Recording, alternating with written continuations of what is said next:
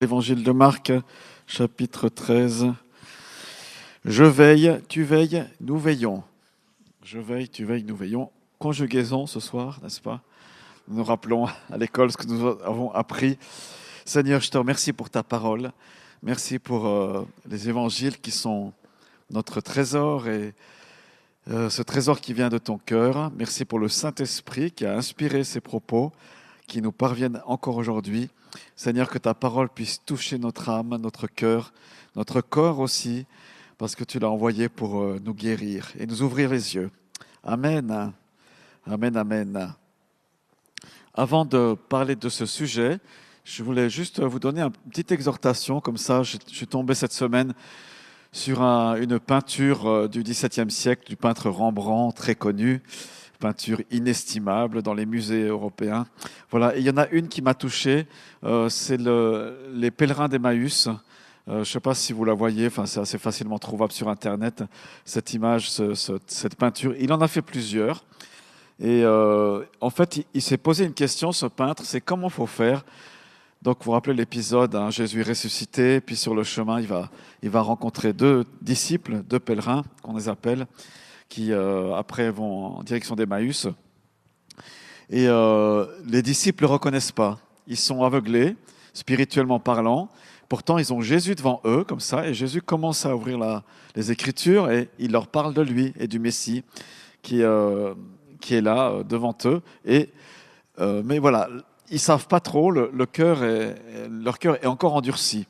Et donc, ce peintre Rembrandt, il s'est posé la question, comment il faut faire une peinture où il y a les disciples qui sont là, d'Emmaüs. On sait que le personnage principal, c'est Jésus, mais eux ne le reconnaissent pas.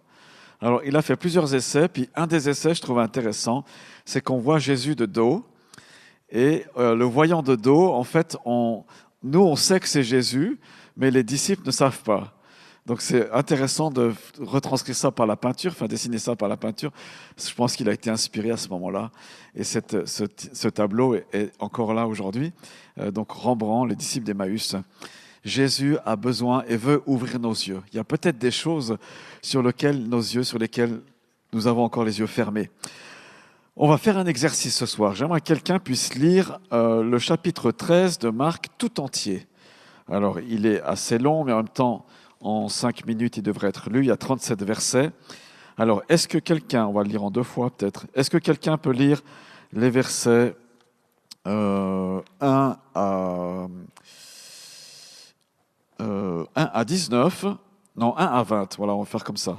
Versets 1 à 20, puis quelqu'un d'autre prendra 21 à la fin du chapitre. Alors, qui veut? J'ai besoin donc de 2 lecteurs, Tris, dites-moi spontanément. Oui, merci Catherine. Et puis la deuxième personne, ça sera qui veut lire? Il y a le texte ici, donc vous serez bénis, merci. Les autres moins, mais lui sera... Mais non, vous serez bénis. De toute façon, il fait pleuvoir sur tout le monde, la bénédiction. Alors voilà, Catherine, bienvenue. Tu veux lire dans ta version comme tu veux? Oui, alors tu peux lire, voilà. Donc dans un premier temps, 1 à 20. Lorsque Jésus sortit du temple, un de ses disciples lui dit « Maître, regarde, quelle pierre, quelle construction !» Jésus lui répondit « Vois-tu ces grandes constructions? Il ne restera pas pierre sur pierre qui ne soit renversée. » Il s'assit sur le mont des Oliviers en face du temple, et Pierre, Jacques, Jean et André lui posèrent en privé cette question. « Dis-nous, quand cela arrivera-t-il ? Et quel sera le signe annonçant la fin de toutes ces choses ?» Jésus se mit alors à leur dire « Prenez garde que personne ne vous séduise, car plusieurs viendront sous mon nom et diront « C'est moi », et ils séduiront beaucoup de gens. Quand vous entendrez parler de guerre et de bruit de guerre, ne vous alarmez pas, car cela doit arriver. Mais ce ne sera pas encore la fin. Une nation s'élèvera contre une nation, et un royaume contre un royaume, et il y aura par endroits des tremblements de terre, il y aura des famines. Ce sera le commencement des douleurs. Prenez garde à vous-même, on vous livrera aux tribunaux et vous serez battus de verges dans les synagogues. Vous comparaîtrez devant les gouverneurs et devant les rois à cause de moi pour leur servir de témoignage. Il faut premièrement que la bonne nouvelle soit prêchée à toutes les nations. Quand on vous amènera pour vous livrer, ne vous inquiétez pas d'avance de ce que vous direz, mais dites ce qui vous sera donné à l'heure même, car ce n'est pas vous qui parlerez, mais l'Esprit Saint. Le frère livrera son frère à la mort et le père son enfant. Les enfants se soulèveront contre leurs parents et les feront mourir. Vous serez haïs de tous à cause de mon nom, mais celui qui persévérera jusqu'à la fin sera sauvé. Lorsque vous verrez l'abomination de la désolation établie là où elle ne doit pas être, que le lecteur fasse attention. Alors que ceux qui seront en Judée fuient dans les montagnes, que celui qui sera sur la terrasse ne descende pas et ne rentre pas pour prendre quelque chose dans sa maison, et que celui qui sera dans les champs ne retourne pas en arrière pour prendre son manteau. Malheur aux femmes qui seront enceintes et à celles qui allaiteront en ces jours-là. Priez pour que cela n'arrive pas en hiver, car ce seront des jours de tribulation tels qu'il n'y en a pas eu jusqu'à maintenant de semblables depuis le commencement du monde que Dieu a créé et qu'il n'y en aura jamais plus. Et si le Seigneur n'avait abrégé ces jours, personne ne serait sauvé, mais il les a abrégés à cause des élus qu'il a choisis. Amen.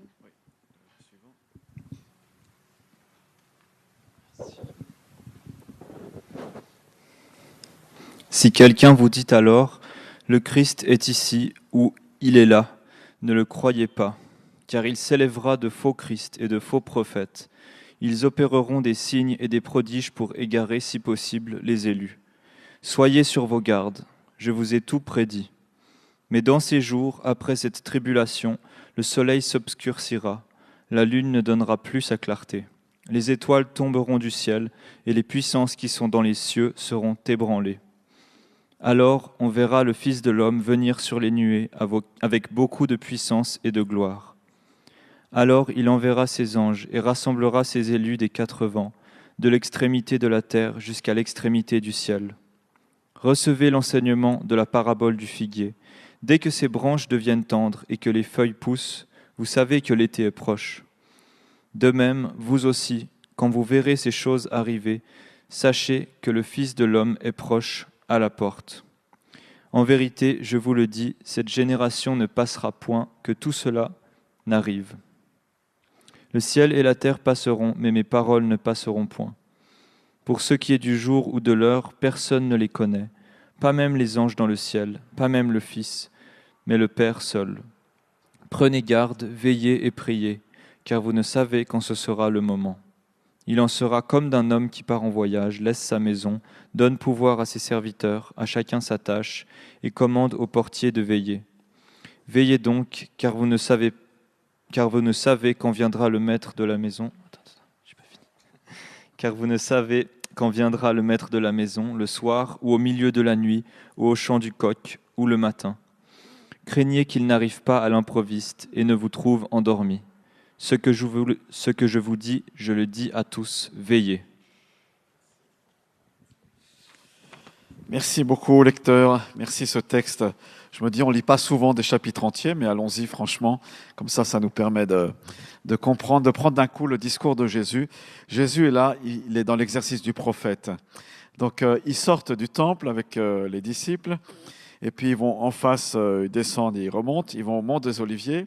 À ce moment-là, et puis les quatre plus proches, ils sont 3 ou 4, Pierre, Jacques et Jean, et puis, est-ce qu'il y a un quatrième André, voilà. Ben voilà, c'est ça. Pierre, Jacques, Jean et André, au verset 3, il lui pose en privé cette question. Donc il n'y a pas tous les disciples comme ça, on est dans un salon privé quelque part, dans cette conversation avec Jésus.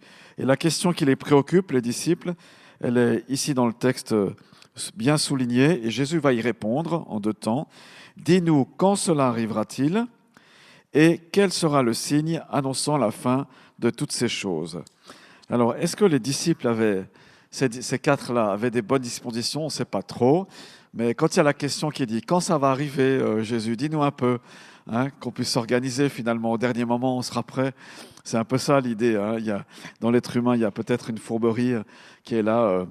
comme les personnes qui se font baptiser à la dernière minute de leur vie ou juste avant, comme ça, on ne sait jamais, voilà, c'est fait, c'est fait. Mais c'est une certaine hypocrisie. Je ne dis pas que c'est ça chez les disciples, il y a certainement une vraie pensée, une vraie question qui est là, qui les préoccupe à la suite de ce que Jésus leur a dit.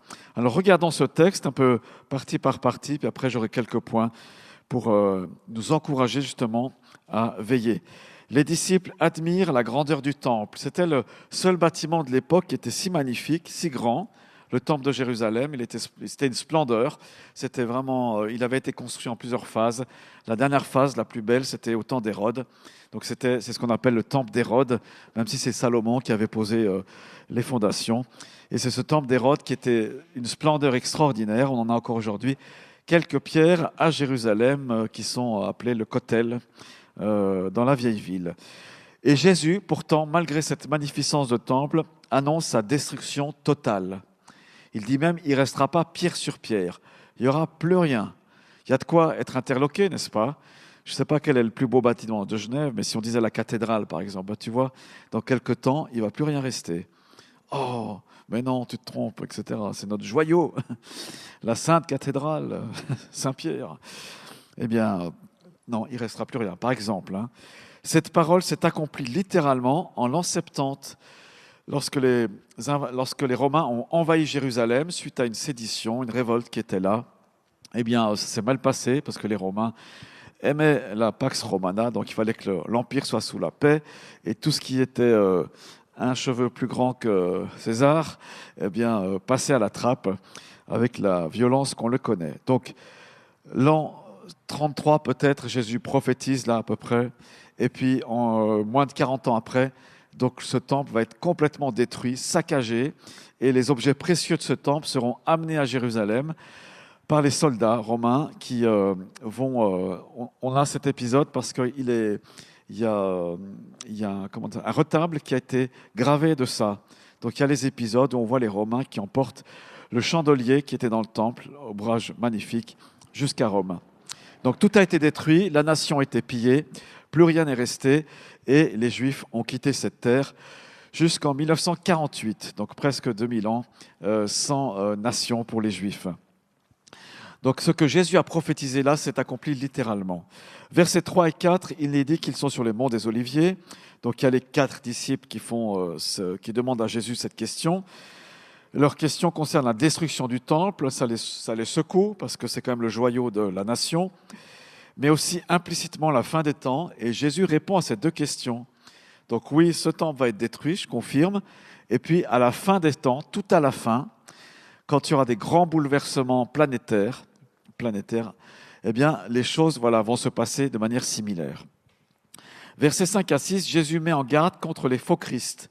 Il dit attention, il commence. Prenez garde que personne ne vous séduise. Donc il y a des personnes qui vont venir, qui vont dire, moi je suis Christ, moi je suis le Messie, voyez. Donc voilà, suivez-moi, et voilà. Donc il les avertit d'emblée qu'il y aura un esprit de séduction dans cette fin des temps, et dans cette génération de disciples, il y aura un esprit de séduction, et il y a une mise en garde. Voilà, je vous avertis, attention. Donc parmi les disciples, il n'est pas en train de dire, il y aura des gens de l'extérieur qui vont venir, oui certainement, mais c'est vraiment des gens dans le monde chrétien qui vont s'autoproclamer Christ. Donc voilà, ça, c'est gros quand même, mais quand même, il les avertit. Ils viendront en son nom et tromperont beaucoup. Le danger de séduction est réel et constant. Voilà ce avec quoi Jésus commence. Il continue. Il parle de guerre, de conflits, de tremblements de terre et de famines qui sont annoncés. Rien de joyeux, Guerre, bruit de guerre, famine et tremblement de terre avant, comme ça. Donc vraiment, une secousse planétaire, enfin donc des endroits de secousse. La guerre, la paix sera plus là dans ce monde.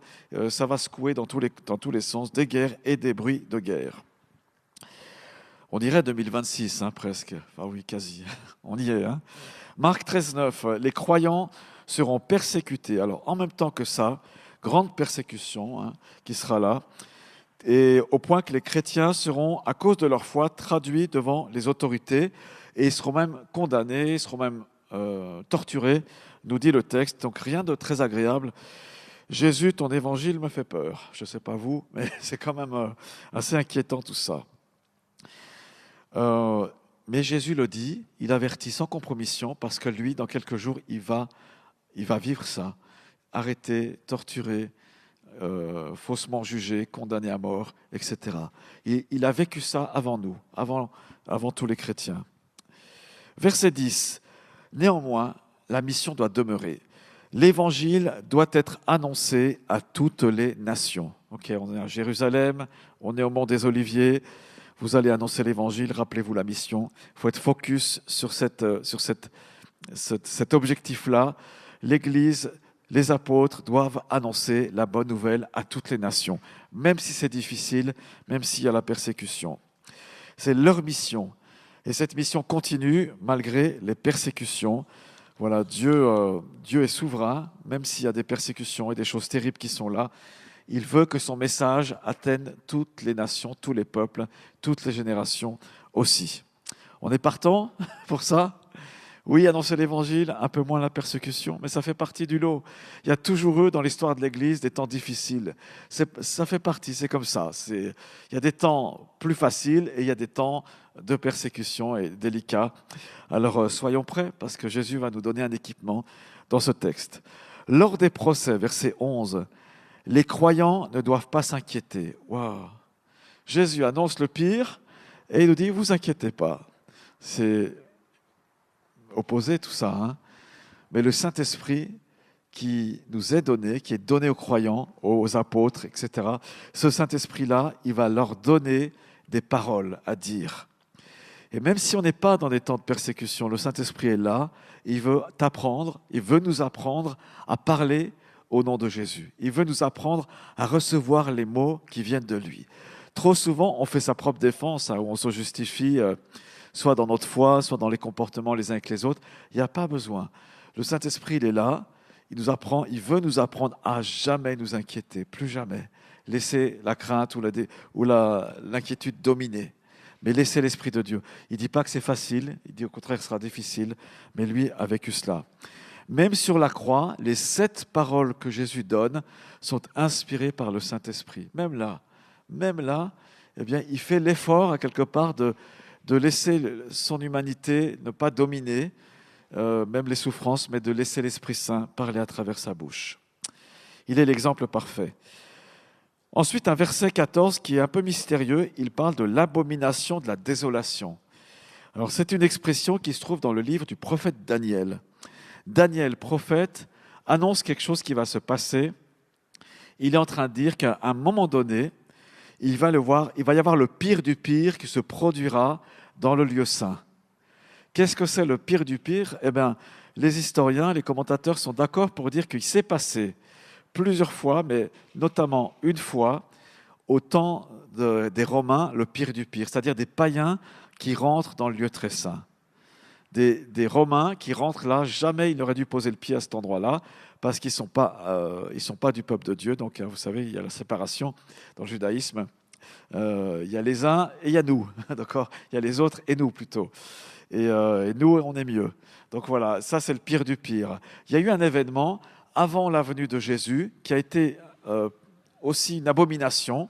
C'est que un roi séleucide est arrivé dans le parvis du temple et dans le temple de Jérusalem. Et qu'est-ce qu'il a fait pour provoquer les Juifs ? Parce qu'il y avait une révolte là aussi à ce moment-là, ça s'appelle la révolte des Maccabées. Qu'est-ce qu'il a fait ? Il a pris des porcs, il les a égorgés dans le temple. Donc un porc, animal interdit, maudit, tout ce que vous voulez, impur. Qu'est-ce qu'il a fait ? Il a offert des sacrifices aux faux dieux, aux idoles, pas à l'Éternel. Voilà, il a versé le sang. Et ça, c'est une abomination. Et donc, ce que dit Jésus, quand vous verrez l'abomination venir là, ça sera un des signes que c'est les temps de la fin pour cette génération. Donc, la génération qui vivra ça devront rapidement fuir dans les montagnes de Judée, etc. Et par extension, c'est aussi lié à la fin des temps. Jésus parle à 2 discours à la fois, et c'est la sagesse de l'Esprit de Dieu.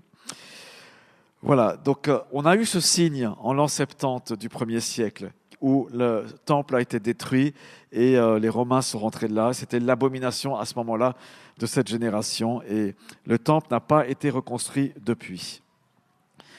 Versets 15 à 16, face au danger, à ce moment-là, Jésus donne une indication, il faut fuir immédiatement sans rien prendre. Sans rien prendre. Quand vous prenez l'avion, ça m'a fait penser à ça, le discours d'information, que faire en cas de danger, vous prenez le masque, vous mettez le gilet de sauvetage, puis surtout, ne prenez rien d'autre, n'est-ce pas? Aucune affaire personnelle, ni vos natels, ni vos passeports, rien du tout, et vous pensez à votre sécurité seulement. Eh bien, il y a des temps à venir, passé aussi, où l'Église a dû réagir comme ça. La persécution est là, le tremblement de terre est là, rien d'autre. On doit être prêt à tout lâcher, prêt à ce que plus rien ne compte de matériel ici-bas. N'est-ce pas? Moi, je suis en train de me dire, oula, mon attel, il est où? Quand je prends l'avion, mon truc, il est où? Et tout. Voilà, Puis quand il y a ce message de l'hôtesse, là, ou du personnel de bord, je me dis, attends, non, mais moi, je vais quand même prendre quelque chose. Je ne sais pas si vous êtes comme ça. Moi, je suis à part. Il faut que vous voyez. Puis c'est tellement bête, ces raisonnements, où je m'attache à des choses vaines ici-bas. Mais être prêt à tout lâcher, c'est ce que Jésus leur dit. Vous êtes mes disciples, voilà, comptez sur moi à 100%. Ça sera un temps terrible. Il demande même à ses disciples de prier pour que ces choses-là n'arrivent pas en hiver. Le pouvoir de la prière est capable de décaler le timing vécu du monde et de l'Église, et c'est à ne pas oublier. Donc si on doit prier quand il y a la persécution, c'est que ça soit au bon moment et qu'on soit capable de fuir. Voilà. Il est parlé dans ce texte des personnes les plus faibles, les plus vulnérables, les femmes enceintes, etc. Voilà, c'est elles qui sont vulnérables. Il faut prier pour que ça soit au bon moment, qu'un maximum d'enfants de Dieu soient préservés, soient gardés.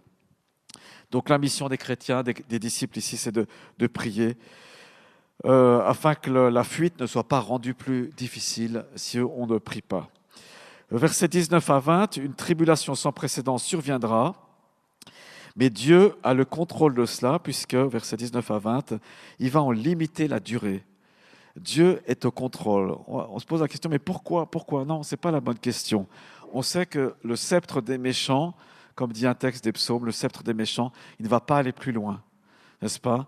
Parce que si ça va plus loin, si les méchants ont plus de pouvoir, eh bien, au risque de notre foi, il ne restera plus grand-chose. Mais Dieu connaît nos faiblesses et notre limitation, et il a le regard sur l'Église et sur nos vies. C'est bon ça, n'est-ce pas? Il est aux manettes, il contrôle les choses, même si on a parfois l'impression que pas vraiment. Versets 21 à 22, le texte continue. Encore un avertissement des faux Christ et des faux prophètes cette fois. L'apparence des faux Christ, l'apparence des faux prophètes apparaîtront, et les choses qu'ils vont faire, c'est des signes et des prodiges. Donc il y a des gens qui vont avoir, entre guillemets, une onction, mais qui ne sera pas la bonne, spirituellement parlant, la source ne sera pas bonne. Ils vont faire des signes et des prodiges. Attention, le texte nous dit de ne pas se laisser séduire avec ça, parce que les croyants, nous, on doit rester vigilants. Et comment savoir s'il y a un vrai prophète ou un faux prophète? Des fois, ce n'est même pas ce qu'il va dire qui nous permettra de déceler ça. C'est le Saint-Esprit en nous qui nous donne le discernement. Et l'Église, les croyants ne doivent pas aller faire l'économie du discernement. Parce que s'il y a des faux prophètes, s'il y a des faux Christ, eh bien, il y a des vrais prophètes de Dieu. Et il y a des vrais signes et des vrais miracles, des vrais prodiges qui sont là, que Dieu fait. Et lorsque nous verrons cela, le Saint-Esprit, si on est proche de lui, il va nous dire intérieurement, t'inquiète, c'est bon, ça c'est de moi. Ça c'est de moi. Il va donner l'attestation. Mais il faut être tout près du Seigneur, rester dans la communion avec lui. Pas dire, on verra bien, c'est la fin des temps ou pas, puis on est spectateur. Non, tout près du Seigneur. Sinon, nos yeux seront peut-être... on va vénérer des gens, On va leur donner une adulation alors qu'ils ne viennent pas de Dieu. Donc, il faut faire attention à ça dans la fin des temps. Amen. Amen. Peut-être vous êtes en train de vous poser la question, mais est-ce que celui qui me parle, de quel bord il est? Je ne sais pas. Bon, je peux vous dire que je vous aime, j'aime le Seigneur, si ça vous rassure peut-être, j'espère. Et puis ma femme me connaît, donc voilà, ça me rassure. Verset 23, Jésus a tout annoncé à l'avance afin que le disciple ne soit pas surpris. Ça, j'aime beaucoup. Ok, il y a des tribulations, ça secoue de toutes parts, de toute tempête, c'est la tempête spirituelle partout, Mais nous, chrétiens en Jésus-Christ, on n'est pas surpris de ce qui arrive. On est circonspect. Vous voyez, ah oui, Jésus l'a dit. Non, Jésus a averti, pas de souci, à ne pas tomber dans ce qu'on appelle le complotisme. Vous voyez, les manigances. Parfois, dans le peuple de Dieu, il y en a, ils courent après des doctrines de fin des temps qui ne sont pas bibliques, des choses qui sont des os à ronger. Un os à ronger, le chien, il n'arrive pas à ronger son os, ça lui dure 10 ans, ça lui dure 5 ans. Vous voyez, il y a des doctrines qui courent comme ça dans le peuple de Dieu, et puis qui ont une apparence de bonne conscience, etc., puis qui nous font perdre dans des méandres et qui vont nous empêcher d'annoncer la bonne nouvelle du royaume de Dieu. Donc attention à ça, ne nous perdons pas dans ces choses-là. Voilà, vous vous rappelez cette histoire les plus anciens, là, le bug de l'an 2000. Qu'est-ce qu'il n'y a pas des choses qui ont couru dans le peuple de Dieu avec ça? Jésus nous dit, non, mais soyez circonspects. Même s'il y avait une catastrophe, même si Dieu peut quand même pourvoir aux besoins des enfants de Dieu. C'est ses enfants. Il ne va pas nous abandonner. On va pas vivre les tourments comme les Égyptiens l'ont vécu et Israël était gardé et protégé. Voilà, c'est peut-être des temps similaires que nous allons, qui sont devant nous. Voilà, dans la fin des temps, donc Jésus bascule avec un discours de fin des temps, verset 26. Le Fils de l'homme apparaîtra avec puissance et avec gloire. Donc Jésus ne sera pas là en train de sortir de terre. Il ne sera pas là en train de sortir d'une église. Nous, on est la bonne église, vous voyez. L'église de saints des derniers jours, ça existe? Ah oui, ça existe. Non, il ne sera pas là. Tout œil le verra, nous dit la parole de Dieu. Il va venir à la rencontre. Et cet événement sera d'autant plus glorieux. Tout le monde le verra parce qu'il y aura un obscurcissement cosmique, cosmologique, je ne sais pas comment le dire. Le soleil va perdre. Donc le soleil est toujours bien vigoureux aujourd'hui. La lune aussi, tout ça, ça va s'obscurcir. Et qu'est-ce qu'on verra briller? C'est le Fils de l'homme. Il s'appelle comme ça. Jésus, notre Seigneur. Celui qui nous a aimés le premier. Il va venir, il sera là, on sera emporté à sa rencontre, ça sera extraordinaire. Alors quand exactement, enfin, je veux dire, les événements littéraux, comment ils vont se dérouler? On voit qu'il y aura un jour où Jésus va revenir à mi-hauteur, l'Église sera emportée avec lui, et puis il y aura un autre jour, en tout cas un événement dissocié, où Jésus va venir à Jérusalem, revenir de la même manière glorieusement, et il va montrer sa gloire, il va juger les nations. À ce moment-là, ça sera un temps terrible pour les nations, mais le peuple de Dieu sera préservé à ce moment-là. Donc voilà, c'est du costaud ce que Jésus nous dit, mais on est averti. Donc tant qu'il n'y a pas cet obscurcissement du ciel, ne craignons pas, ou même, ne craignons pas du tout. Jésus n'est pas encore revenu, il va revenir, et on célèbre le repas du Seigneur en attendant qu'il revienne. Amen. Jésus ensuite continue le texte en disant à la fin des temps, les anges auront un travail comme une moisson. Ils vont rassembler les élus de toute la terre et ça sera donc l'accomplissement final du salut. Notre salut est présent et en même temps à venir et ça sera une phase finale, la phase finale du salut où il va rassembler les élus. Ah, salut, t'es là? Ah, je ne pensais pas que tu allais venir. Ah, ça va être génial ce temps. Ça sera fabuleux, quoi. Toute tristesse sera enlevée, toute maladie sera ôtée instantanément. On sera dans cette félicité éternelle. Et j'espère qu'on s'en réjouit, n'est-ce pas? Plus besoin d'aller peut-être chez le coiffeur. Enfin, je ne sais pas si on a besoin d'aller chez le coiffeur. J'aurai des cheveux, vous aurez les dames, plus de couleurs, je ne sais pas. Sais rien. On peut tout imaginer. Ah non, il faudra quand même aller chez le coiffeur, c'est sympa le coiffeur. Bref, j'arrête mes bêtises. Le texte continue, Jésus dit, prenez un exemple sur le figuier. Donc, un exemple pratique, là, on est au Mont des Oliviers, il doit y avoir des figuiers par là. Ah, il y a un figuier. Quand le figuier donne ses premières feuilles, il fleurit, vous savez que l'été est proche. Voilà, c'est un signe. Eh bien, pareil, le figuier qui donne des signes, avant-coureurs de l'été, eh bien voilà, moi je vous ai donné des signes, ils sont là, et vous saurez que c'est la fin des temps quand ces choses-là vont arriver. Jésus conclut gentiment en disant la génération de Jésus, sa génération verra la destruction de Jérusalem, donc les choses seront rapides aussi, et les paroles de Jésus sont encore plus sûres que l'univers lui-même. Le ciel et la terre passeront, voilà, ce qui est au-dessus de nos têtes passera, mais les paroles de Jésus, c'est du solide. Et il répond enfin à la question, quand est-ce que ça va venir ces choses? Seigneur, donne-nous la date. On imagine André qui est suspendu aux lèvres de Jésus, n'est-ce pas? Personne ne connaît le moment du retour, ni les anges, ni le Fils, mais le Père seul. Les croyants doivent donc rester vigilants. Voilà, la sagesse de Jésus nous dit non, mais la date, c'est pas à vous à la connaître. Et j'ai presque envie de dire, le peuple de Dieu, l'Église de Jésus-Christ, s'est fourvoyé dans le désir de connaître cette date. Par orgueil, en fait, c'est de l'orgueil. Moi, je trouve que c'est de l'orgueil. Jésus dit textuellement, c'est pas à vous de connaître ça, et ça vous sera pas révélé. Et puis tout en temps, on entend un prophète qui nous dit, non, mais je pense que, vous voyez, enfin non, qui dit au nom du Seigneur même, c'est encore pire. Voilà, non, il faut accepter d'être humble, accepter d'être comme un enfant.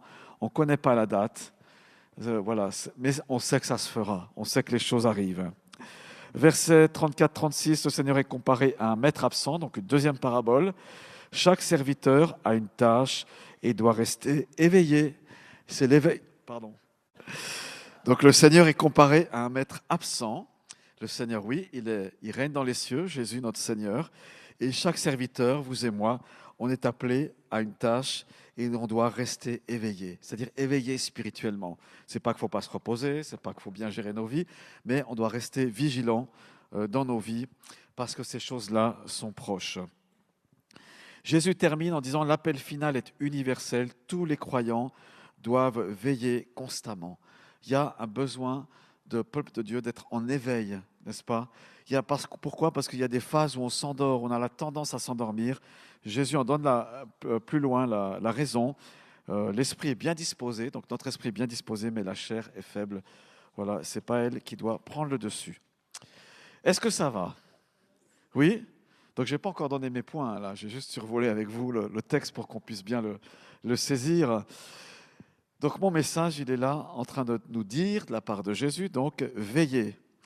Veillez, veillez, veillez, veillez. Les disciples sont appelés à être veillants, des veilleurs, à être éveillés. La version là nous disait un autre mot, je ne sais plus comment c'était, la version 21. Bref, on va... Voilà, restez vigilants. Ah, du coup, j'en ai perdu ma présentation.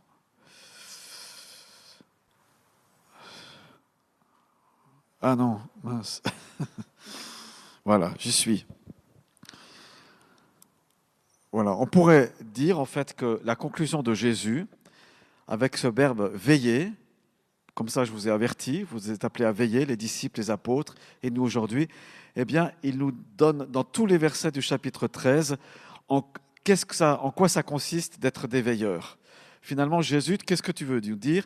Donne-nous un peu le mode d'emploi, qu'est-ce qu'il faut faire pour veiller. Alors, je reprends juste les quelques points ici. Veiller, pour Jésus, c'est ne pas se laisser séduire. Tout d'abord, on a un devoir de vigilance sur nous-mêmes, sur l'Église. Attention à la séduction. Et bien, évidemment, c'est quelque chose de subtil. Mais comme je vous ai dit tout à l'heure, si on est rempli du Saint-Esprit, si je suis rempli du Saint-Esprit, je vais savoir s'il y a une séduction qui est là. Je ne serai pas dans la crainte ni la peur, mais le Saint-Esprit va comme attester à l'intérieur de nous. C'est son rôle, le Saint-Esprit vient rendre témoignage, nous dit un texte, il atteste, il témoigne en nous de là où on en est. Donc on n'est pas en train de dire « Oh non, c'est pas grave ce qui se passe », mais s'il y a une séduction qui est là, le Saint-Esprit va avertir. On aura un malaise intérieur, on a quelque chose, et encore on est aujourd'hui dans cet éveil-là, il faut l'être. Cet enseignement-là, ça ne me plaît pas trop, pourquoi? Donc on peut regarder dans les Écritures. Donc, premier point, Jésus nous dit « Veillez et ne pas se laisser séduire ». Il dit bien « Prenez garde » et ils vont séduire beaucoup de gens. Seigneur, c'est mon cri, c'est notre prière. Seigneur, aide-nous à ne pas nous laisser séduire par des choses qui passent ici ou là. Comment faire pour ne pas laisser séduire? Donc, écoutez l'Esprit Saint. Et puis, dans 1 Jean 4,1, il est dit « Éprouvez les esprits ». Éprouvez les esprits. Donc, on doit mettre à l'épreuve l'enseignement. On doit mettre à l'épreuve quelque part l'esprit qui parle à travers une personne. Est-ce le Saint-Esprit? Est-ce une doctrine de démon? Est-ce un enseignement humain, des déductions, etc. Il faut éprouver ça. Que Dieu nous donne un esprit et une conscience éveillée.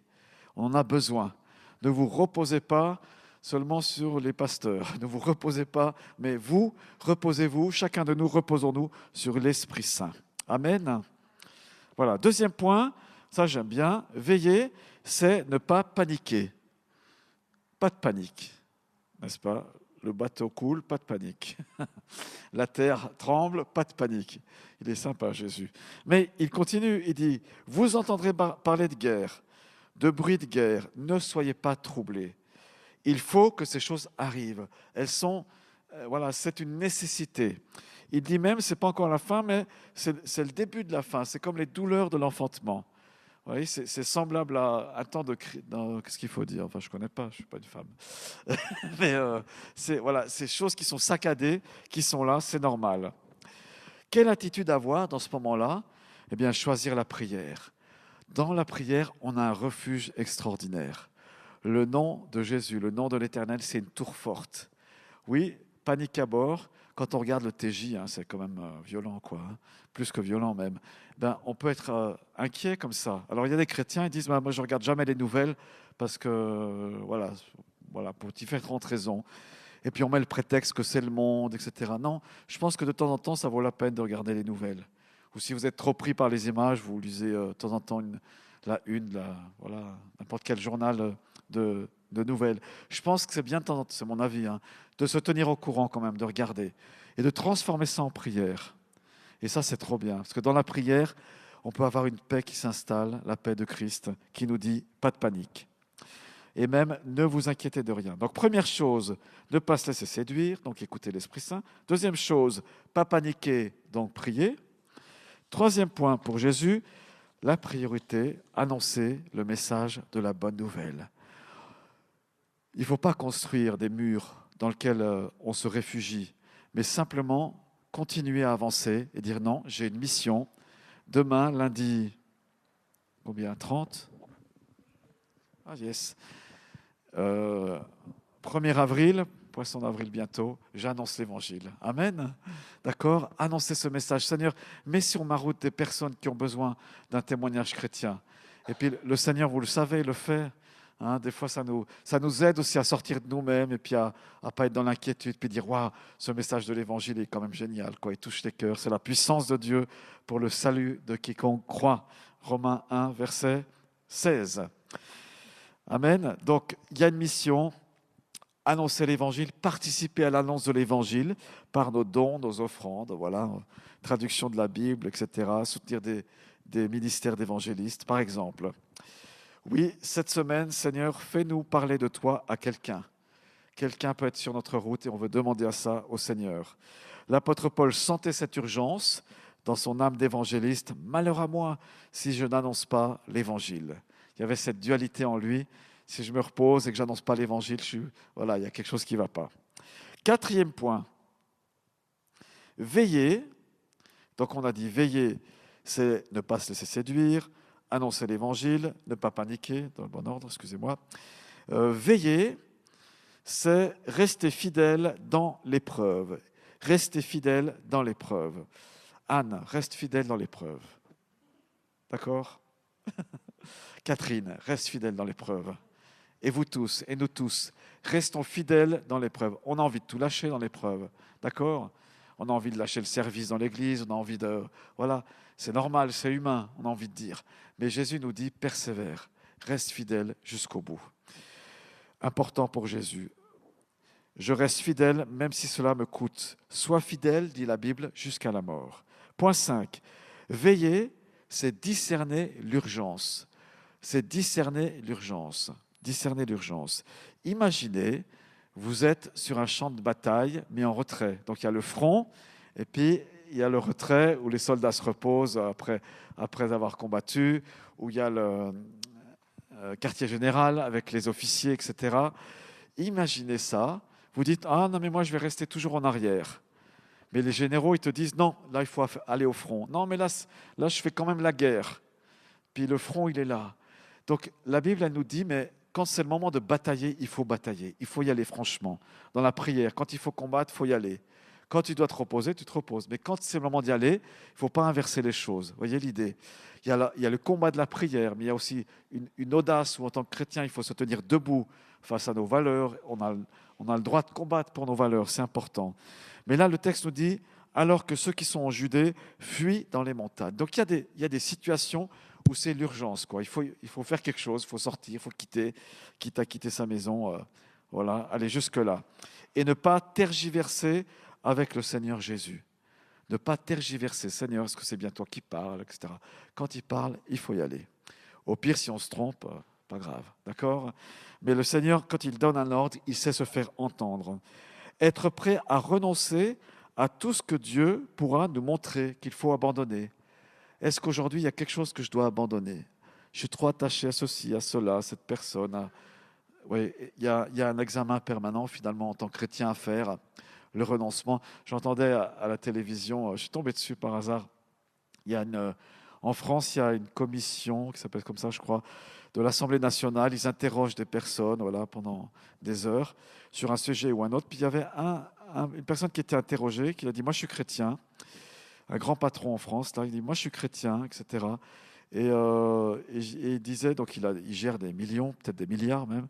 Il a dit, mais j'ai appris il a vraiment témoigné de sa foi devant les députés. J'ai appris à être dans le dépouillement, dans le renoncement. Voilà, il a utilisé le mot renoncement. C'est magnifique, ça, être dans le détachement. Voilà, on sait qu'on peut être dans le détachement avec Jésus, être prêt à tout lâcher. Oui, même ta belle paire de baskets que tu tiens, je ne sais pas à quoi tu tiens. À quoi on tient en fait, hein? À quoi on tient vraiment au niveau matériel? La question peut se poser. Peut-être tu as tout lâché déjà, c'est très bien, tant mieux. C'est l'esprit de l'Évangile. Il peut nous donner beaucoup, on peut avoir des temps plus difficiles, mais être prêt à tout, à renoncer à tout. Voilà, discerner l'urgence. Point suivant, ne pas suivre les faux signes. J'en ai parlé tout à l'heure, prenez garde, voilà, ne pas suivre ces signes ou ces prodiges, ces pseudo-signes et prodiges. Rechercher la vérité plutôt que le spectaculaire. Là aussi, il faut se poser la bonne question. Hein. Rechercher non pas le spectaculaire, mais la vérité. Point suivant, je continue. Veiller, c'est attendre Jésus. Oui, Jésus vient et il promet, on verra le Fils de l'homme venir sur les nuées. Il vient, il s'approche. Il est déjà debout à la porte. Il a mis une ceinture d'or autour de sa poitrine, nous dit le texte de l'Apocalypse. C'est-à-dire qu'il est prêt à venir. Un signe du Père Céleste, et il est là. Jésus vient bientôt, nous dit l'Esprit. Hein. L'Esprit et l'Épouse disent « Viens ». C'est le refrain, la parole du Saint-Esprit dans nos cœurs. Point 7. Veiller, c'est vivre prêt, être prêt. Pour ce qui est du jour ou de l'heure, personne ne le sait. Il faut le redire, personne ne le sait. Veillez donc. Est-ce en 2026, Seigneur? Personne ne le sait. 27 alors, personne ne le sait. C'est comme les enfants qui insistent. Oui, mais, voyez, non. Veille donc, sois veillant, sois prêt spirituellement. Ta vie est-elle bien en ordre devant le Seigneur? Avons-nous bien fait les bons choix cette année? Dans ce mois d'avril qui vient, serons-nous vigilants, attentifs à ce que l'Esprit nous dit? Je vis aujourd'hui comme si Jésus revenait. Donc, Luc 12, tenez-vous prêts. J'arrive à mes deux derniers points. Ici, donc, attendre Jésus, vivre en étant prêt et accomplir la mission. Veiller, c'est accomplir la mission. Il remet l'autorité à ses serviteurs, indique à chacun sa tâche. Seigneur, que veux-tu que je fasse? C'est toujours une bonne prière. Seigneur, cette semaine, c'est quoi tes priorités?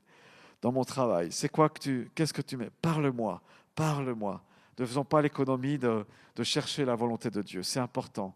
C'est important. Peut-être vous avez qu'une hâte, c'est de rejoindre le Seigneur, mais il y a des jours encore ici-bas. C'est à eux on se dévoue pour la prière, la piété, comme disent les textes. Nos cœurs attachés à Jésus, on a besoin du Saint-Esprit. Et puis, dernier point, veiller, c'est rester éveillé. Veillez donc, de peur qu'il ne vous trouve endormis. Ce que je vous dis, je le dis à tous, veillez. Donc, il le dit aux 4. Et puis, il crie à la planète entière, toutes les générations, Jésus, veillez. Et c'est ça notre rôle. Donc, si je résume simplement ces 10 points qui se trouvent dans ce Marc 13. Puis pendant ce temps, vous réfléchissez à peut-être le point qui vous touche le plus. Qu'est-ce qui vous interpelle? Ne pas se laisser séduire. Veiller, c'est ne pas se laisser séduire. Veiller, c'est ne pas paniquer. Veiller, c'est annoncer l'Évangile. Veiller, c'est rester fidèle dans l'épreuve. Veiller, c'est discerner l'urgence. Veiller, c'est ne pas suivre les faux signes. Veiller, c'est attendre Jésus. Veiller, c'est vivre prêt. Veiller, c'est accomplir sa mission. Et veiller, c'est rester éveillé spirituellement, donc pas assoupi spirituellement. Ça nous pose la question où j'en suis dans ma relation avec Jésus, dans ma vie de prière. Est-ce que j'ai délaissé ça? Est-ce que j'ai lâché les lectures bibliques? Est-ce que j'oublie? Est-ce que je préfère? Voilà, quel est mon attrait et mon intérêt aujourd'hui pour notre Seigneur Jésus? On peut lui rendre gloire. Si nous sommes éveillés, qu'il nous aide à le rester. Si nous ne le sommes pas, qu'il nous aide à l'être. Amen. Notre Père Céleste, merci pour ce texte qui nous donne les choses à l'avance. Merci parce qu'il y a des guerres et que tu veux nous apprendre à ne pas paniquer. Des bruits de guerre aussi, des tremblements de terre, des famines qui sont à venir.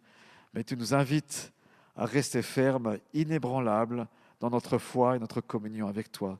Saint-Esprit, toi qui connais parfaitement ces choses-là, nous ne voulons pas te demander la date, ce qui serait vraiment prétentieux, mais nous voulons te demander que tu nous aides à être éveillés, comme ces vierges sages et folles qui avaient des lampes, mais pour certaines qui n'avaient pas assez d'huile. Rends-nous éveillés spirituellement. Seigneur, renouvelle notre prière. Si vous êtes d'accord, je vous invite à vous mettre debout et à demander au Saint-Esprit de vous baptiser à nouveau.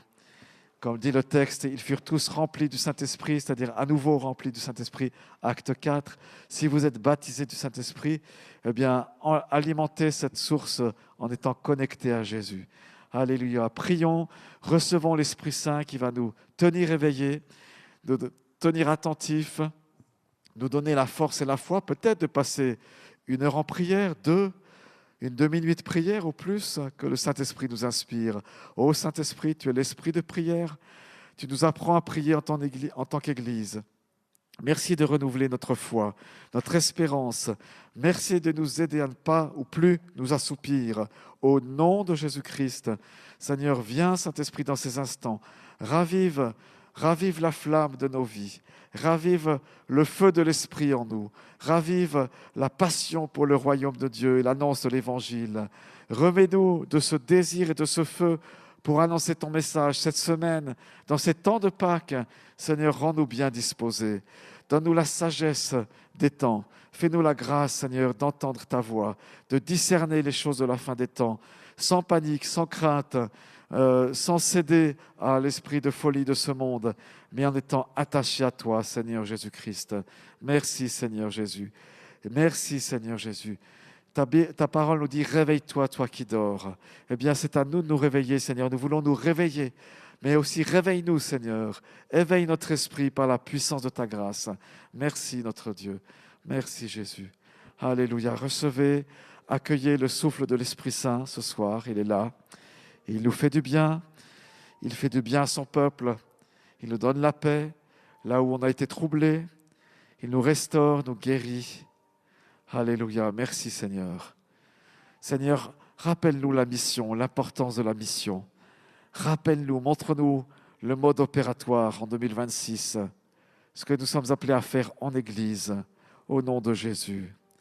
Seigneur, nous voulons rechercher la paix, l'humilité entre nous, la joie aussi de te servir et de servir notre prochain. Fais-nous cette grâce, cette semaine encore, dans ce mois d'avril qui vient, d'accomplir la mission à laquelle tu nous as appelés.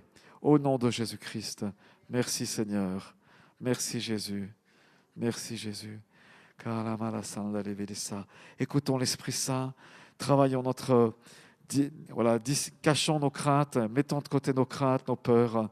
Elles n'ont pas droit au chapitre de la grâce, mais nous accueillons l'Esprit Saint ce soir. Merci Jésus. Merci Jésus. Alléluia. Souffle de grâce. Esprit de gloire, nous t'accueillons ce soir. Merci Jésus. Merci Jésus. Seigneur, on accueille ton vin, on accueille ton pain de l'Esprit. le repas de la grâce. Merci Jésus. Alléluia. La parole de Dieu nous dit, fortifiez-vous dans le Seigneur. C'est pas en nous-mêmes, mais c'est dans le Seigneur qu'il y a des forces. En lui, Jésus. Merci Seigneur.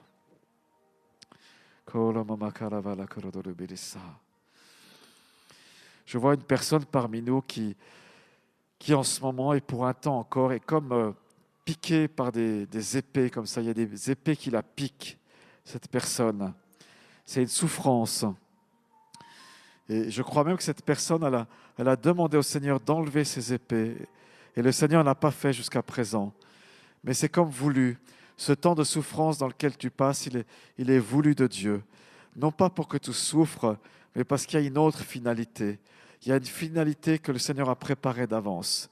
Parce que tu es comme un précurseur dans ces choses-là. C'est comme s'il y a une école par laquelle tu passes, et cette école de la souffrance, on peut dire comme ça, cette école de souffrance, elle va être elle va te permettre d'enseigner des élèves qui passent aussi par la souffrance.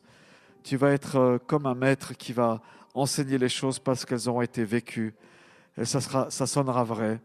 Et si tu passais pas par ces temps difficiles, eh bien, ton message ne pourrait pas être vraiment entendu. Mais il sera entendu parce que tu passes dans ce temps-là. Alors persévère. Persévère dans ma quiétude et dans ma paix, même si c'est douloureux. Je sais cela. Je sais cela. Je sais cela. Mais je veux te confier de grandes choses. Je veux te confier des choses. Et c'est l'école par laquelle j'ai choisi que tu passes. Ne crains pas. Ne promène pas des regards inquiets, car je suis avec toi.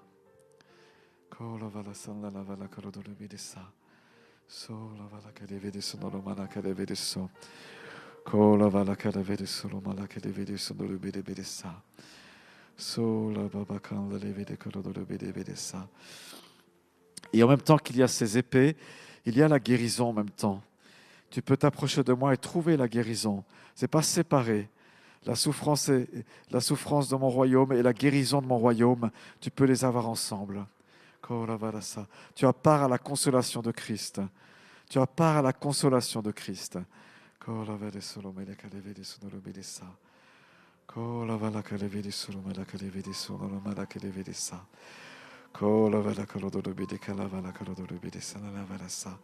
C'est comme Joseph qui a été en prison, injustement prisonnier, injustement en souffrance, mais qui a été élevé.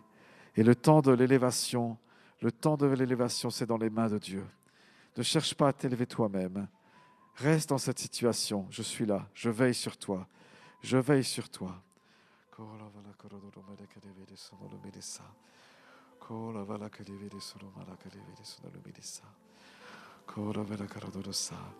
Tu m'as demandé un signe, et le signe que je te donne, c'est cette guérison, cette consolation pour toi. Et la consolation, c'est le signe que je te donne. Non pas un signe extérieur, mais un signe de consolation dans ton cœur. Car je vois tes larmes de souffrance.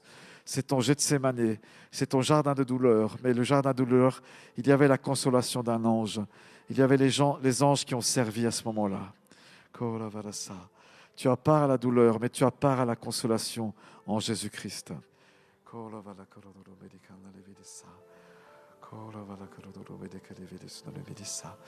Merci Seigneur Jésus. Merci Seigneur Jésus. Alléluia. Dans les temps qui viennent, il me semble que... enfin voilà, je dis ce que je vois simplement. Je vois un damier, vous savez, un damier comme le jeu de dames ou des échecs comme ça. Je vois un damier, mais ce damier, il est vraiment pas plat. Il est en train d'onduler comme ça, il est en train de bouger comme des vagues. Vous voyez l'idée, un jeu d'échecs, et puis voilà, tout est secoué comme ça. Et ce qui me semble comprendre de ça, c'est que c'est comme si le temps que nous vivons, les temps que nous vivons, ces temps de la fin, le temps, il est en train d'être accéléré et étendu. C'est comme si la notion du temps, les points de repère sont en train de chanceler dans ce monde. C'est en train de, voilà, ces points de repère du temps temporel auquel on s'accroche, les humains s'accrochent, les calendriers, etc. Tout ça est en train de bouger, tout est en train d'être en mouvance, comme ça, en mouvement. Mais il y a une chose qui demeure, c'est vraiment le nom de Jésus. Et le Seigneur dit, je veux révéler mon nom. Je veux révéler mon nom à mon peuple. Je veux révéler mon nom, et tous les noms qui sont là sont une révélation de la personne de Christ dont vous avez besoin en ce moment. Je suis le Fils de Dieu. Je suis le Fils de Dieu, celui qui est éternel, celui qui demeure à jamais. Je suis le Prince de gloire, celui qui donne la gloire aux enfants.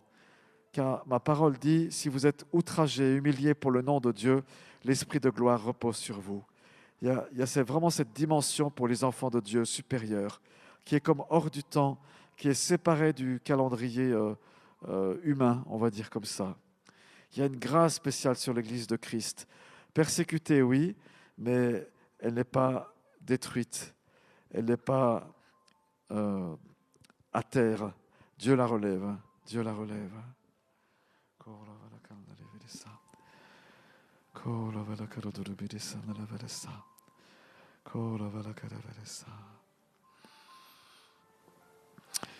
Alors, s'il y a des pensées autres que vous aimeriez partager, venez seulement devant. Peut-être que le Seigneur dit quelque chose à votre cœur pour l'assemblée. L'Esprit de Dieu est là, l'Esprit Saint prophétique est là aussi. N'hésitez pas. Peut-être vous avez envie de prier à haute voix, peut-être vous avez le souhait d'exprimer quelque chose. N'hésitez pas.